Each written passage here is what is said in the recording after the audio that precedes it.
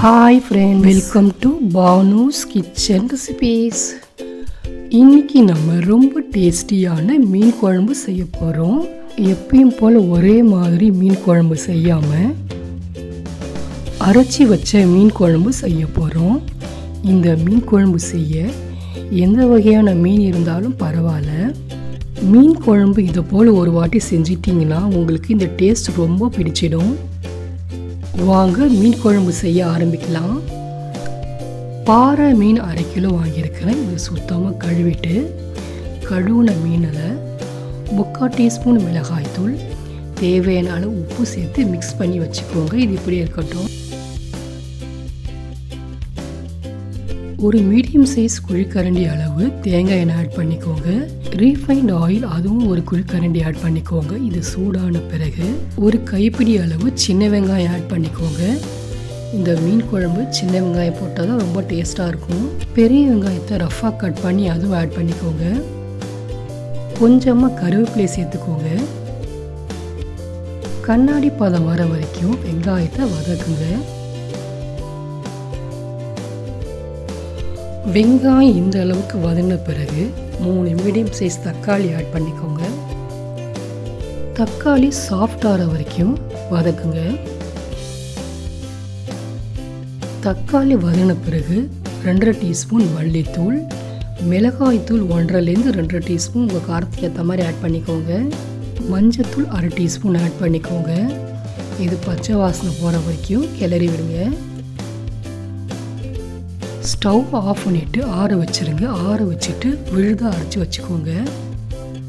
பேனில் 2 குழிக்கரண்டி எண்ணெய் ஆட் பண்ணிக்கோங்க. எண்ணெய் சூடான பிறகு கடுகு உளுத்தம்பருப்பு 1/2 டீஸ்பூன், வெந்தயம் 1/2 டீஸ்பூன், ஜீரகம் 1/2 டீஸ்பூன் இதெல்லாம் பொரிஞ்ச பிறகு ஒரு பூண்டு நசுக்கி எடுத்து வச்சுருக்கிறேன், அதையும் ஆட் பண்ணிக்கோங்க. பூண்டையும் வதக்குங்க எண்ணெயில்.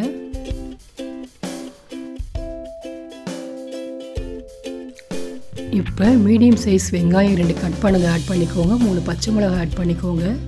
15 சின்ன வெங்காயம் பொடி பொடியாக கட் பண்ணது அதையும் ஆட் பண்ணிக்கோங்க.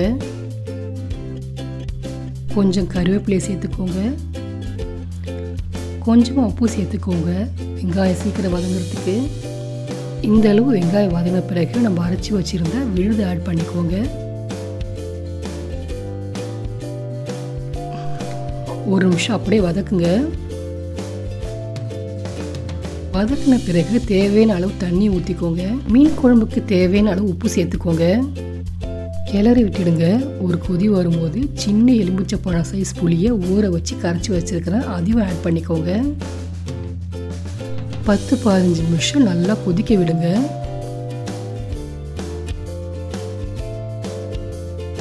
பத்து 15 நிமிஷம் கொதித்த பிறகு மீனை ஒன்று ஒன்றா குழம்புல ஆட் பண்ணிக்கோங்க.